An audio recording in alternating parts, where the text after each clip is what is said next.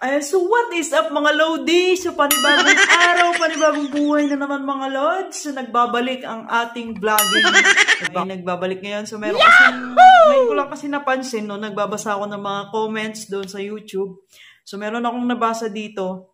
Ang sabi niya kay Terilo TV, "Ma'am, sana po masagot. Pwede po ma-update ang tattoo nyo. Ang tattoo nyo po is kung nabura po ba." So ngayon, i-reveal natin or ipapakita natin kung ano na yung itsura niya ngayon. So nakatatlong session kasi tayo, no? Yung pagpapatanggal natin or pagpapalaser. So hindi ko na pinapaapat or pinapalima kasi masyado ng wala na akong time. And so far, so good naman. So, ngayon pala mga Lodi, kung bago ka pa lang sa channel natin, huwag mo kalimutang i-click ang kulay po ng subscribe dyan. Samahan mo na ng bell button para updated tayo sa mga susunod videos natin. So, mag-update na tayo lagi nating mga videos ngayon mga Lodi. So, ngayon, ipapakita ko na, no? Pinatanggal ko sa paa, tsaka sa shoulder, tsaka dito. So, ngayon, unahin natin. Ipapakita natin yung shoulder. So, syempre, tatanggal tayo ng damit. Ayan. Tanggalin natin yan. So, dahil dito lang naman, so ito yung itsura niya mga Lods. Ayan. Di pa talaga siya totally natanggal lahat. Meron siyang natanggal ito. Kaya lang ang itsura niya is naging peklat, no? Naging peklat siya. So, wala talagang yung hindi naging peklat. Kasi nga sinunog nga natin. Ayan. So, kahit paano may mga ink pa rin siya mga Lodi. Ayan. Kita niyo. May ink. Ito naman, meron siyang keloid, no? Ayan, nagkikiloid din mo. Ayan. Marami kasi, 1, 2, tapos ito 3, tapos ito sa taas, 4, tapos ito yung 3 dot, yung kay Wangud, 5, 6. So, ayan yung itsura niya ngayon mga Lodi. So, kung napapansin nyo, no? Meron pa rin siyang ink mga Lods. Ayan, meron pa rin ink. Tapos, ito naman, ayan. Kita nyo yung update. Ayan, takpan natin. So, ito, merong ink pa rin yan, mga Lodi. Tapos, ito, nag-keloid. Ayan, zoom, ilagay natin. Kita nyo. Oh. Ayan. So, kahit pa paano, di siya, pag di mo talaga tinutukan or parang matatanggal siya kasi nagiging clean.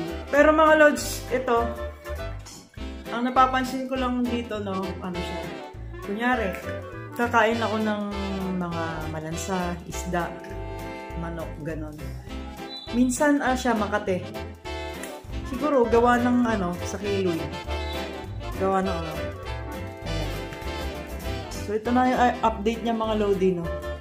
3 session yan. Hindi pa talaga totally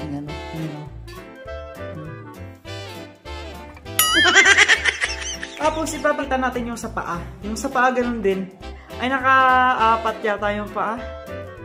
4 na session. So, tignan natin.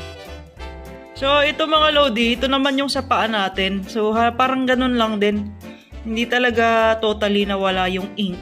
Kahit papano, mayroon pa rin. Pero, ang nangyari, nagka-peklat nga siya dahil nasunog nga yung 2nd degree ng balat natin. Ayan. Meron pa rin siyang ink. Ganyan yung itsura niya. Klaro pa rin mga Lods.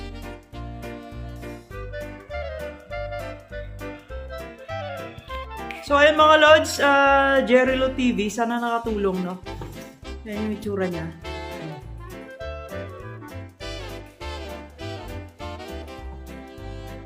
Hindi pa rin talaga, Pero siguro kapag umabot kayo ng 8 session, mga ganun, matatanggal talaga mga Lodi.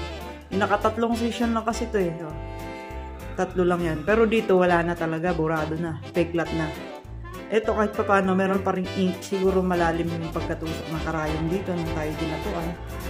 Kaya hindi agad siya nawawala. Ito naman, ito medyo wala na. Konti na lang. Pero yun nga, naging peklat nga siya. Ayan.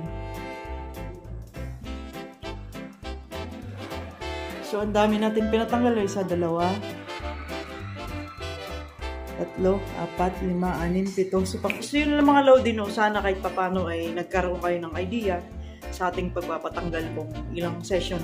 Kung magpaplano kayong magpapatanggal, dapat ready kayo kung ilang session, kung ilang ulit yung sakit na dadamhin, i-feel habang tinatanggal.